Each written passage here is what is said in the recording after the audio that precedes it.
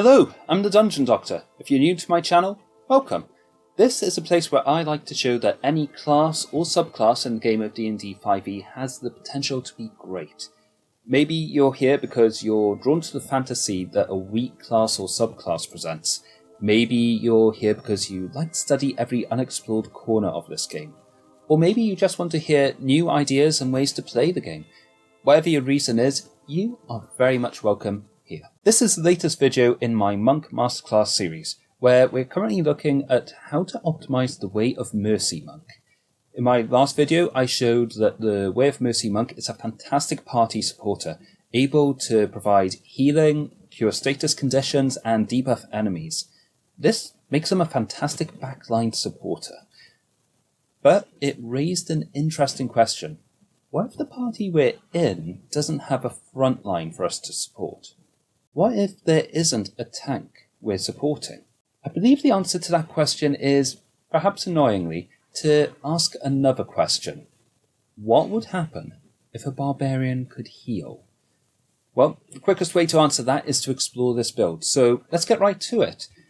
For the inspiration for this build, we have an unusual mix of brute strength and being a doctor. So characters like Dr. Jekyll and Mr. Hyde come to mind, as well as modern interpretations like Bruce Banner and the Hulk.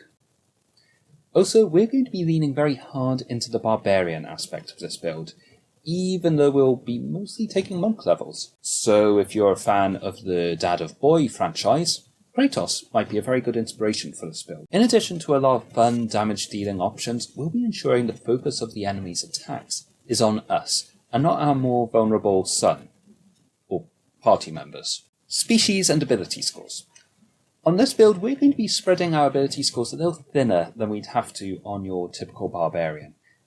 Just to multiclass Monk and Barbarian, we're going to need a minimum of a 13 in Dexterity, Strength, and Wisdom. So what this means is that our Constitution isn't going to be quite as high as what we might want it to be.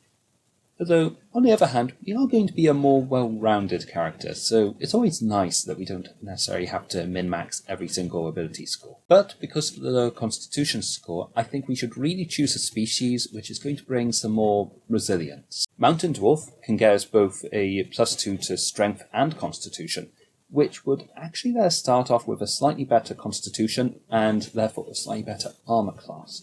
But we also won't be able to get our Wisdom quite as high as we might like if we went for that option. The Relentless Endurance feature from Orc and Half-Orc are also very attractive options in this build. And of course, with Variant Human, we get a free feat, so with that we'd perhaps take the Tough feat, giving us 2 extra hit points for each level we have. This can make us much tankier and would more than make up for the slightly lower Constitution. Of all the species we could pick, I think my favourite is the Goliath, presented in Mordekainen's Monsters of the Multiverse. Here's why. Firstly, they convert a +2 and a +1 in 2 ability scores of their choice. This means that using the point buy method, we could start off with a 14 +2 in Strength, a 14 in Dexterity, a 14 in Constitution, and a 13 +1 in Wisdom, with 1 remaining ability score left over, which I think we'll put into Intelligence.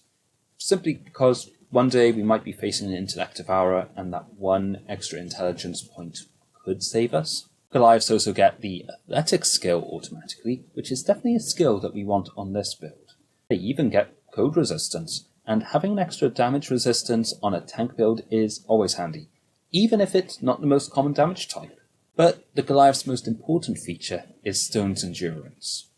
With this proficiency bonus times per day, they can, as a reaction, reduce the damage that they take from any source of damage by 1d12 plus their Constitution modifier. Because this uses a reaction, we can pretty much directly compare this damage reduction to what we'd maybe gain through additional hit points. Each time we use this ability, we would on average reduce the damage by 8.5 points. If we do this twice in a day, it's the equivalent of us having an extra 19 points. By the time we reach level 12, we'll be able to do this 4 times a day, so we can potentially absorb an additional 38 points of damage at that level. If we'd gone for Variant Human, meanwhile, we'd only have an equivalent of 24 extra hit points. However, we can potentially regain those hit points by taking a short rest. And sources of resistance to damage, such as the Barbarian's Rage, would be applied to that damage before it's actually taken away from our hit points, which means that having actual hit points as part of our usual hit point pool would go a lot further. So, in a lot of ways, the Tough feat is much, much better than Stone's Endurance from the Goliath. So why would I pick Goliath over Variant Human? Well, the reason's quite simple. Because with the Goliath, in addition to having all these lovely features, we could potentially pick up the Tough feat again later. Because that's something Variant Human can't do. They can pick up a feat at first level, but they can't pick up any of the features that are available to any of the other species. So they don't have that same potential to maybe stack something that's making them more resilient with Tough. And, of course, the one other benefit with Goliath is, because they've got that +2 and a +1 to their ability scores, they will be able to afford to get their Wisdom score all the way to 14. And having just that one extra point to their Wisdom is going to make things a lot better for the healing that they can create using the Hands of Healing feature. So going forward, we're going to assume we've chosen Goliath for our species, but keep in mind there are a lot of other great options to choose from. For our background and class skills, the one skill I really wanted on this build was Athletics, which we actually got from being a Goliath. In addition to that, I think we'd want to pick up Perception and Stealth, although we will be able to pick up Perception from the Barbarian class, which we'll be starting off with level 1. So really, the only skill we need to pick up from our background would be Stealth. The only skills that I think we shouldn't pick up would be Medicine or Insight, as well as Proficiency in Herbalism kits, as we'll get proficiency in all of those through our Monk subclass later. Level 1, Barbarian 1. We're going to start with Barbarian. By starting out with this class, we're going to gain 4 additional hit points than if we had started off with Monk. And for the kind of tank that we're going to be, that's going to be really important. We also gain the Barbarian's Rage feature. Twice a day with this, we can enter a rage as a bonus action. While raging, we can add a +2 modifier to our strength-based melee damage rolls. We can gain resistance to all physical forms of damage. And we have advantage on strength ability checks and saving throws. The +2 modifier to strength-based damage is a nice buff for our unarmed strikes, which we'll be making using strength on this build. The advantage on strength checks is also really great if we want to do some grappling, which is a good strategy if we really want to make sure an enemy's focus is on us. But really, we're here for the resistance to physical forms of damage, that is, bludgeoning, piercing and slashing damage, as that's going to make our initial 14 hit points feel like 28. To get around how damage resistance in a way halves the impact of Stone's Endurance, I would recommend only using Stone's Endurance when we aren't raging, or when we take some kind of non-physical damage, such as from fire damage. This way, we're always going to get the maximum benefit that we can out of the damage reduction that feature causes. As a Barbarian, we're going to gain proficiency in light and medium armor, shields, and martial weapons. For armor, I think initially we should pick up the best medium armor we can, as well as a shield. And really, the ability to wear armor is going to create some interesting choices as we level up. Do we want to wear medium armor? Do we want to wear a shield? Or should we go without both of these so we can make use of all of our monk features? If we wear medium armor and a shield, our armor class is going to be much higher, but we won't be able to make our martial arts attacks once we get to Monk 1. And our unarmed strikes won't be quite as powerful, as we won't get to add our martial arts die to the damage that they cause. However, because we've gone with a strength-based build, our unarmed strikes still hit pretty hard, especially while we're raging, as they'll have that additional +2 modifier to their damage. Also, because it takes a bonus action to use rage, on the first turn of every combat, we are not really likely to be using our martial arts feature. So in a way, at least for turn 1, it doesn't matter if we're wearing armor or not. And later, when we pick up the Hand of Harm's poison effect, we should keep in mind that the accuracy of our attacks is still really good, as our unarmed strikes will be based on our strength modifier. So there are actually a lot of pros and cons on either side of the armor argument on this build.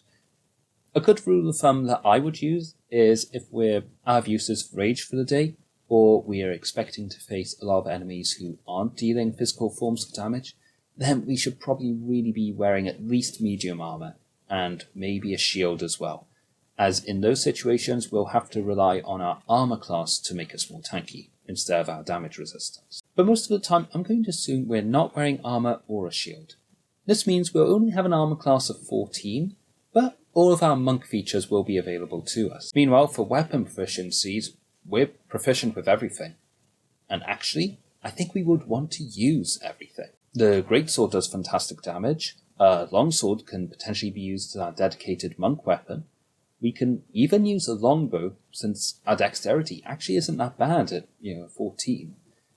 My favourite weapon on this build, though, is probably going to be the glaive, as that's going to give us a bigger presence on the battlefield, and it'll come in handy at a few points in our character's career. However, I would say, just like Kratos, swap weapons freely and often. Weapons are like the spells for the Barbarian class.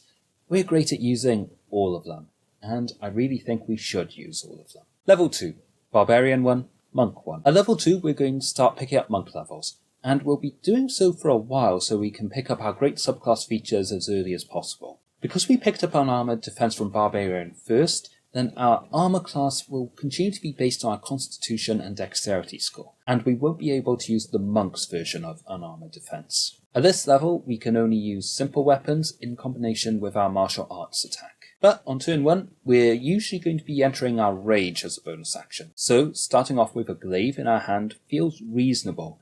And then after turn 1, we could potentially drop this and swap to something like a spear, so we can use our bonus action to attack with an unarmed strike. This is going to be worthwhile, as unarmed strikes are actually quite powerful. With a strength modifier of +3, our +2 rage bonus, and a d4 damage die, we'll be dealing an average of 7.5 each time we hit with an unarmed strike, which is pretty hard hitting. Level 3, Barbarian 1, Monk 2.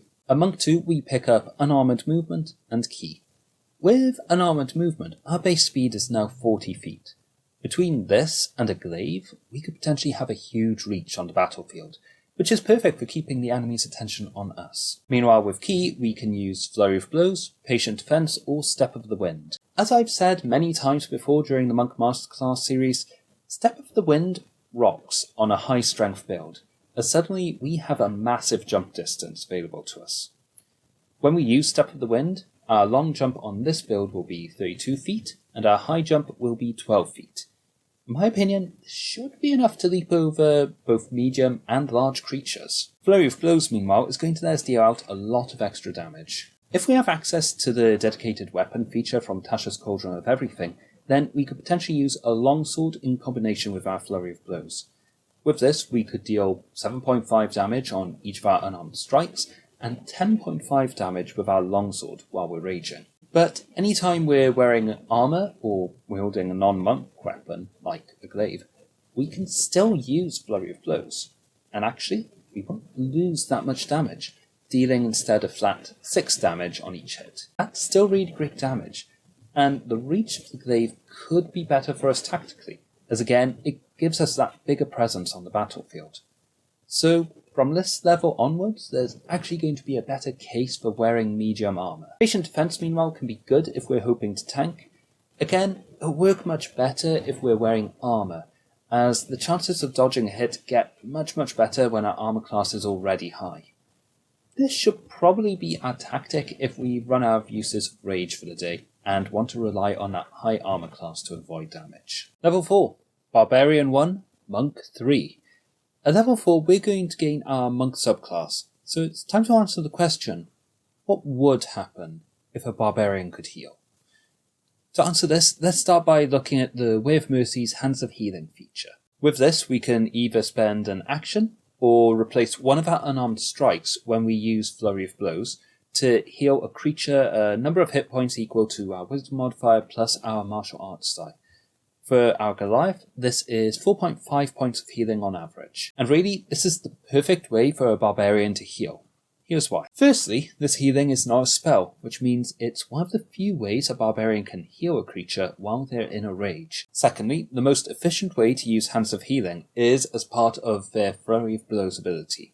The barbarian's rage can stop if they either don't take damage or don't take an attack during their turn. Because of this, using Healing Hands as part of their turn kind of blends seamlessly with what a barbarian wants to do: hit things over and over. However, this only explains that we can heal using our barbarian. It doesn't really explain why we'd want to. Well, the first kind of obvious benefit is self-healing. At this level, Flurry of Blows is giving us 4.5 points of healing for each key point we have. However, we should note that every monk level we take effectively gives us 2 less hit points than we would have had if we had gone for Barbarian. And because we had to invest in Wisdom, we're about 1 hit point worse off for each level we have too. So overall, the self-healing we're gaining is meaning we're kind of just about breaking even with the number of hit points we would have had if we had just gone a straight class Barbarian. Of course, this self-healing can get better when our martial arts die increases, but if we wanted to be more tanky, wouldn't we have perhaps been better off just being that single class Barbarian? Well, just like I suggested in my review of The Way of Mercy Monk, the real benefit to having healing is to support our allies. So then the real question is, what's the real utility in having a tank who can heal other characters? Perhaps this seems antithetical. As a tank, we're here so our allies don't take damage. So surely our ability to heal is redundant. Well, the problem with tanking in general in D&D 5e is it doesn't work terribly well. At least not as well as we'd like it to. We can't reliably take all of, or even most of the damage that monsters are dealing out in a typical encounter. For one thing, we can't rely on aggro or any of the game mechanics we might be familiar with from MMORPGs to ensure that we're the target of enemies, or because the monsters we're facing are actually controlled by a human, a DM, and they decide who to attack. Probably the best tool we have to create an aggro-like effect is to take advantage of what we sometimes call in the optimization community soft taunts. These are effects where a monster has disadvantage to hit creatures other than ourselves. In addition to this, we can focus on having good positioning on the battlefield, such that monsters will at least encounter our character before others. But even these tactics aren't foolproof. For example, you can't taunt a fireball, and your positioning relative to the party doesn't necessarily matter if a dragon can hit everyone with its breath weapon. Also, if there's simply too many enemies in a battle, such that they're flanking a party from multiple angles, then you can't be in more than one place at once. Not unless you're an Echo Knight, I guess.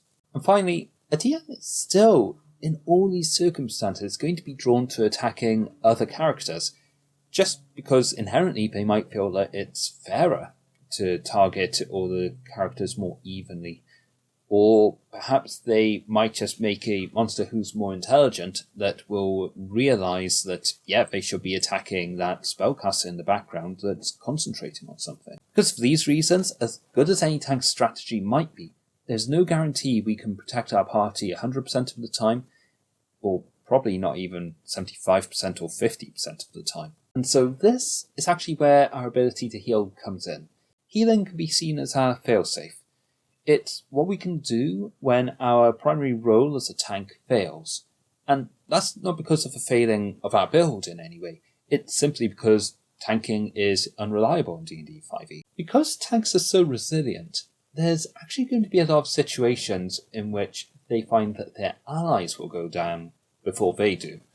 This can put that tank in the position of the last man standing, where they're kind of struggling to get their allies up from 0 hit points, while maintaining the rest of the fight. And it's in that situation, being able to heal an ally is incredibly important, because as soon as one ally goes down, the action and economy of the party is going to really suffer. And actually, a lot of healing options other party members will employ will also hurt the action economy. It's often these kind of situations that can lead to a snowball effect, where the action economy of a party really suffers because one character goes down, and suddenly the whole party is struggling, and it can quickly spiral into this TPK scenario. Let's take even one of the best case scenarios for healing.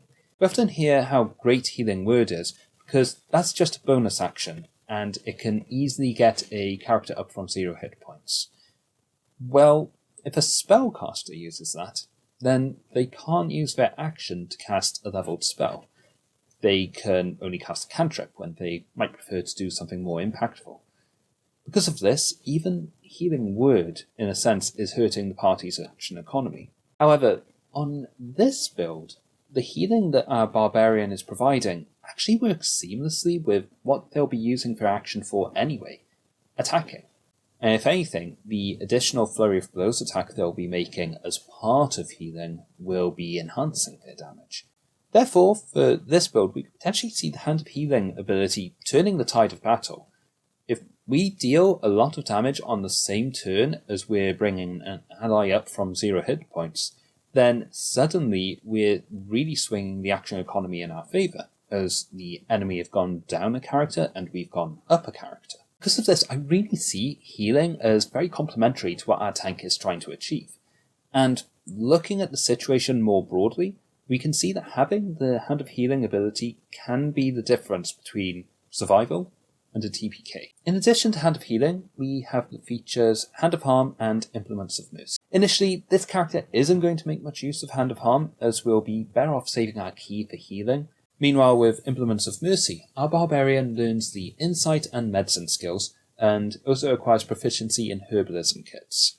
With a +2 in Wisdom, we're going to be pretty great at using these skills, giving our healing Barbarian more utility out of combat, which, honestly, that's something all Barbarians need.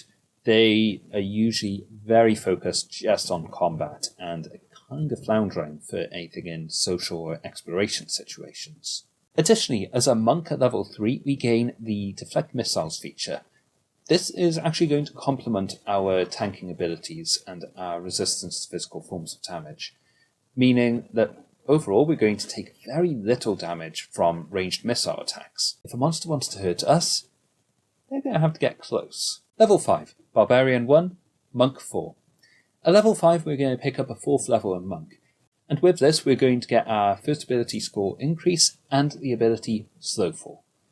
With Slow Fall, we can mitigate damage from falling equal to 5 times our Monk level. Between this and our Rage, we can fall from ridiculously high heights and still get up afterwards. But for our ability score improvement, we've got a lot of options.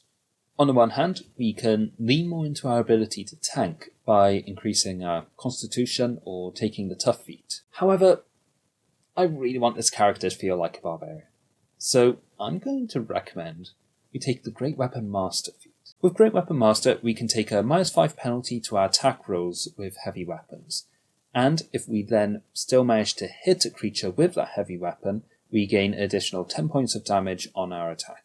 Also, if we get a critical hit or knock a creature to 0 hit points, we can make an additional attack with a melee weapon as our bonus action. The second part of this feature actually really complements our character. Because the glaive is a non-monk weapon, we can't actually use the martial arts bonus action attack. But if we're using Great Weapon Master, often our bonus action attack can be used to make a 3rd attack with our glaive. And on turns where we don't have that benefit, we can just dip into using Flurry of Blows to get a weaponized bonus action. This actually means we have even less reason to go without armor. With such a busy bonus action, it's unlikely we'll ever really need to use our martial arts feature for it. However, armor would reduce our movement speed, so depending on the environment, we may still want to go without it. I'd say if we're out in the open, movement speed is going to be more important. But if we're inside a dungeon, we'll probably be fighting in more confined spaces where our movement speed isn't going to be as much help. As for the feature which boosts our damage, I would recommend we use this when we have advantage on an attack against a creature. Later into this build, we're going to have a reliable source of advantage, but initially I think we're going to have to rely on other characters to generate our advantage for us. There are actually a lot of ways to grant advantage, using various spells and class features, or maybe having familiars granting advantage, so I think it's reasonable to assume our party will occasionally be giving us that opportunity. So why would I pick the Great Weapon Master feat over increasing our Constitution or taking the Tough feat for what is ostensibly a tank? The reason why I think this feat works so well for our tank is because often in D&D the best defense really is a strong offense. On a turn when we're using our bonus action to raise an ally, we should be working equally hard to put down any enemies that are actually close to that ally. Otherwise, they could kind of get into that same situation again very quickly. Not only this, but a great way to taunt enemies, or the DM, is to be a more potent threat on the battlefield. If we're dealing a lot of damage or knocking creatures out, then we present a more attractive target to them. And let's look at that opposite strategy. We can try to make ourselves more tanky with more hit points, but ultimately that just makes us more resilient and does nothing to address the harm creatures might be doing to allies. Part of protecting the party is putting enemies down quickly. So be the best barbarian you can be. Decapitate those enemies with a heavy weapon, all in the name of keeping your allies safe. Level 6, Barbarian 1, Monk 5. At level 6 we gain extra attack and stunning strike. Our wisdom isn't awful, but with just a +2 from our wisdom modifier, our key save DC at this level will just be 13, so it's unlikely that we'll be able to land a stunning strike on a creature. But keep it in your back pocket, for if it makes sense just to try to lock down a single tough enemy. I think in battles where you're facing just one single really powerful enemy that doesn't have legendary resistances, then stunning strike can actually be really a deal breaker. Meanwhile, extra attack in combination with Great Weapon Master and Flurry of Blows is going to ensure we can deal some great damage. Our martial arts die has also increased to a d6, so the attacks from our unarmed strikes are more powerful, and the healing we can grant from the Hand of Healing feature is now increased to 5.5 on average, enough to make some real difference if we're using Flurry of Blows turn after turn. If we have access to the optional features from Tasha's Cauldron of Everything, we may also be able to use the Focused Aim feature in combination with Key Field Attack. When we miss with an attack, we can spend 1 to 3 key points to attempt to turn that miss into a hit. For each key point we spend, we get to add an additional +2 to our attack roll. This can potentially turn a miss into a hit when we're using Great Weapon Master. Meanwhile, with Key Field Attack, when we spend a key point as part of our action, we'll be able to make an attack with an unarmed strike or monk weapon as bonus action. So again, we have another way to weaponize our bonus action. I want to point out though, with this build, and actually all of my monk builds, I never rely on us having those optional features from Tasha's Cauldron of Everything. While I think they're great and they do a lot to correct weaknesses in the monk class, I think it can sometimes feel like we're pushing DMs into accepting these features where they might not agree that they should be a part of the game. In the case of this build, we already have lots of ways to weaponize our bonus action, and we'll soon have other ways to boost the accuracy of our Great Weapon Master attacks. So even here, where it's having such an impact, I don't think it's necessary. So never feel the need to push a DM to incorporate these optional features into their game if they aren't comfortable with it. Never feel entitled to these features, and be understanding if your DM is apprehensive about including them. Level 7, Barbarian 1, Monk 6. At this level we gain additional features from our Monk subclass as well as the Key Empowered Strikes feature. With Key Empowered Strikes, our unarmed strikes are magical, making their damage much more reliable. And from our subclass we gain Physician's Touch. Now when we use Hand of Healing on a creature, including ourselves, we can heal them of the blinded, deafened, paralysed, poisoned or stunned condition. This is an amazing support ability, and let me emphasise, this is effectively allowing our raging barbarian to use the Lesser Restoration spell on themselves or an ally, while they are still attacking. That's insane. We're a doctor, and a barbarian. Poison condition is pretty common, and is debilitating on a barbarian who is focused on attack rolls and ability checks, so being able to cure ourselves of it is fantastic. And being able to cure allies of the stunned or paralysed condition is huge when it comes up. Additionally, when we use Hand of Harm on a creature, we can subject them to the poisoned condition until the end of our next turn. Because we're attacking with our strength, our chance to hit with our unarmed strike is still great, even while we're wearing armour and using a heavy weapon. And inflicting the poison condition on a creature gives us lots of benefits. Firstly, it makes us more tanky, as that creature that's poisoned will have disadvantage on attack rolls against us. Secondly, it helps protect our allies from that creature's attacks because, again, they are attacking with disadvantage. So this is just another example of our abilities being used to protect our allies. And thirdly, while a creature is poisoned, they have disadvantage on their ability checks. So if we attempt to grapple or trip a creature, they'll have disadvantage on the contested check they make. And keep in mind, if we're raging, we have advantage on our athletics check when we're making a grapple or trip. The odds are so stacked in our favour. We're a fantastic grappler without ever having to pick up expertise in athletics. If we really want to keep creatures away from allies, grappling them while they're poisoned and dragging them away is going to be a really viable strategy on this build. This is a big level for enhancing our Barbarian's ability to protect allies, but the next few levels are going to be just as crazy. Level 8, Barbarian 2, Monk 6. With Barbarian 2, we gain Reckless Attack and Danger Sense. Danger Sense gives us advantage on dexterity saving throws against effects we can see. Next to this, we reliably have advantage on our dexterity saving throws, which, with our +2 dexterity modifier, will give us reasonable odds of succeeding on those checks. Interestingly, we lose this benefit when we're blinded or deafened, and it just so happens the Hand of Healing can cure us of both those effects. With Reckless Attack, we can choose to make all our strength-based melee attacks on our turn with advantage, but the downside is that creatures will have advantage on their attack rolls against us until our next turn. And that means all of our attacks, by the way. The attack we make with Great Weapon Master, our unarmed strikes, the unarmed strikes that we're using to land Hand of Harm, everything. So firstly, this is a great way to boost the accuracy of our attacks when we're using Great Weapon Master.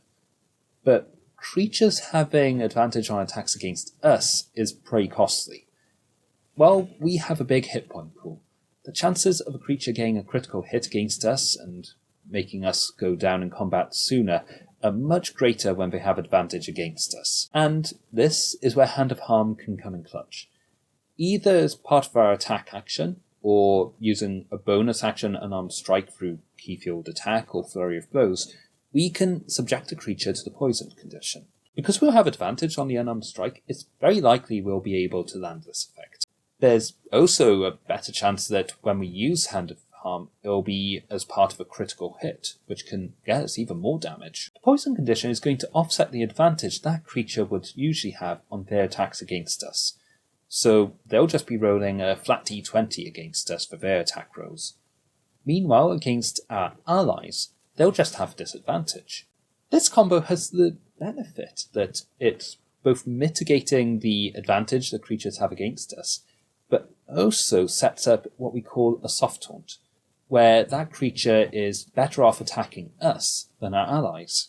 Often these soft taunts are found in features that we get from a class. Like a feature will explicitly say that creatures will have disadvantage on allies and just be able to hit us as normal. However, I love the fact that we've been able to engineer this soft taunt through a combination of Reckless Attack and a poison condition.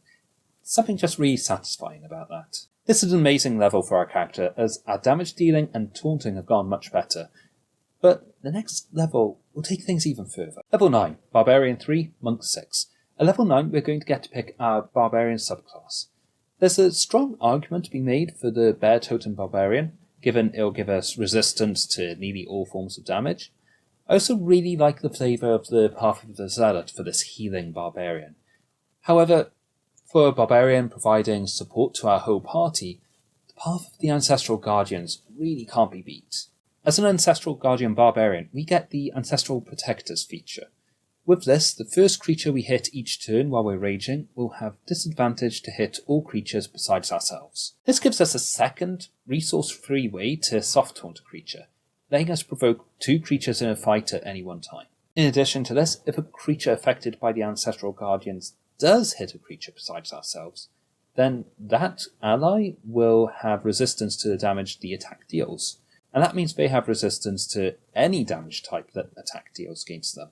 So weirdly, this means that if a creature is dealing damage with an attack which isn't slashing, bludgeoning, or piercing, the other party members will be able to absorb that damage better than we can. A levelers feature makes our entire party more tanky, and actually makes a strong argument for preemptively healing our allies using Hands of Healing, as the resistance to damage will ensure that the effect of that healing goes much further. To get the most out of our soft taunts, I would recommend using our glaive to land the first hit on a creature, and that would then allow us to move away from them and target a second creature with our Hand of Harm.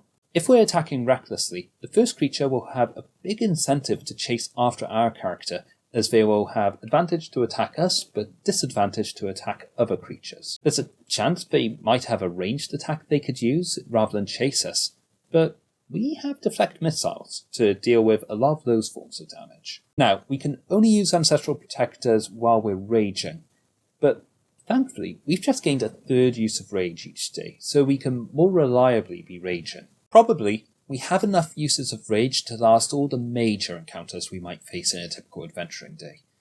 So, let's review what our Barbarian is now doing.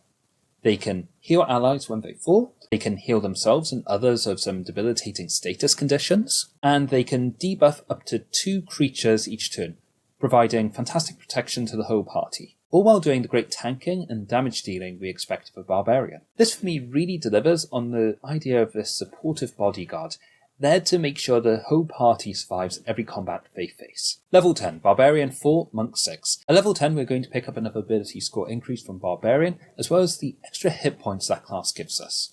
At this point, I feel like we have all the feats we need, so we can invest in our ability scores. For this, I feel like we've got a choice between increasing our strength or our resilience. If we increase our strength, this is going to ensure our damage output stays great, as it will both increase our damage and our accuracy. However, if we feel like Reckless Attack is making our attacks accurate enough, we can look at increasing our resilience more.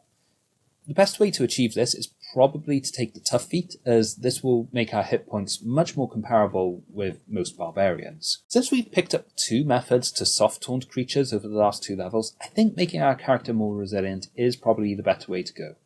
It'll also have the added benefit that it will make Reckless Attack more viable, since we'll be able to absorb more damage. And also, it'll perhaps make us less reliant on wearing armour, so we can actually get the most out of our monk features too. After this, I feel like we've got a few options for improving our character further.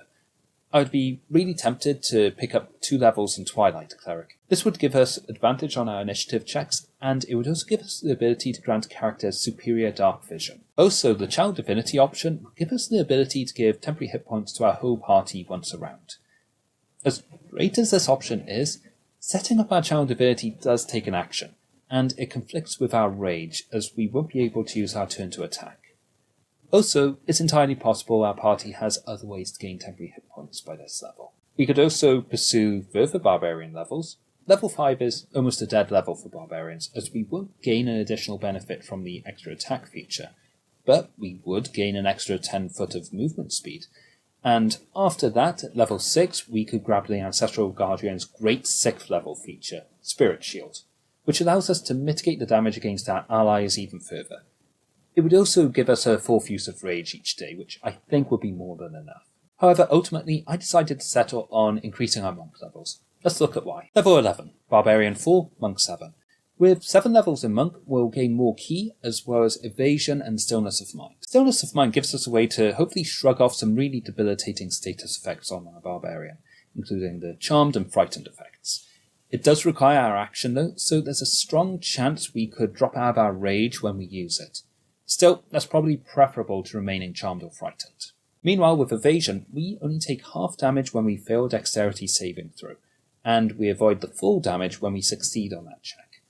Well, thanks to Danger Sense, we have advantage on our Dexterity saving throws, so while we don't have proficiency in Dexterity saving throws, we can still pretty reliably succeed on them. Level 12, Barbarian 4, Monk 8. And finally, at level 12, we pick up an additional ability score increase. If we haven't already, this would really be the time to start increasing our strength so our attacks can remain relevant at these high levels. there's a small chance that by these levels we'll have had the chance to pick up items like the Belts of Giant Strength or an Amulet of Health, which could make up for us not increasing our ability scores sooner. But aside from our ability scores, there's not a lot to talk about with this level, except to say that our ability score progression has evened out.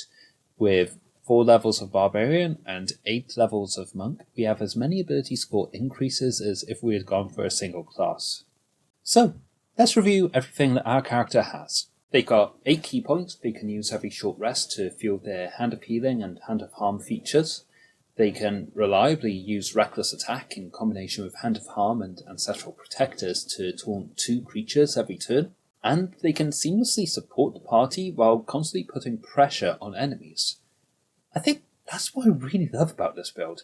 There's a simplicity to how they can fill the support, damage dealing and tank roles without making hard decisions, which is probably just as well. Barbarians aren't usually ones for complex decision making. Having taken our build this far, where would I take it from after level 12? Beyond level 12. I'll probably continue taking more monk levels as we're close to gaining the great 11th level feature available to Mercy Monks, Flurry of Healing and Harm. When they gain that feature, our Barbarian will essentially be using Flurry of Blows whenever they can, as they can use it to either heal twice each turn, or they can use it to deal at least 1 Hand of Harm each turn just by using Flurry of Blows. And because they'll be attacking recklessly, our odds of landing the Hand of Harm on our Flurry of Blows is really good. We would also be getting a d8 on all our healing. So with our Wisdom modifier of +2, that's 6.5 healing on average, or 13 points if we use both our Flurry of Blows attacks to heal. This helps both our hit points and those of our allies go much, much further, so it's definitely worth using in a proactive manner. And don't forget that we're usually granting allies resistance to damage, so even a small bit of healing could go a long way to helping them. On the way to level 11, we'll pick up more buffs to our movement, more ki, and the Purity of Body feature for a welcome addition to our damage mitigation, as this will grant us immunity to poison damage, which is actually one of the most common damage types outside of physical forms of damage. If we take just monk levels for the rest of our career, we would gain the Diamond Soul feature at level 18.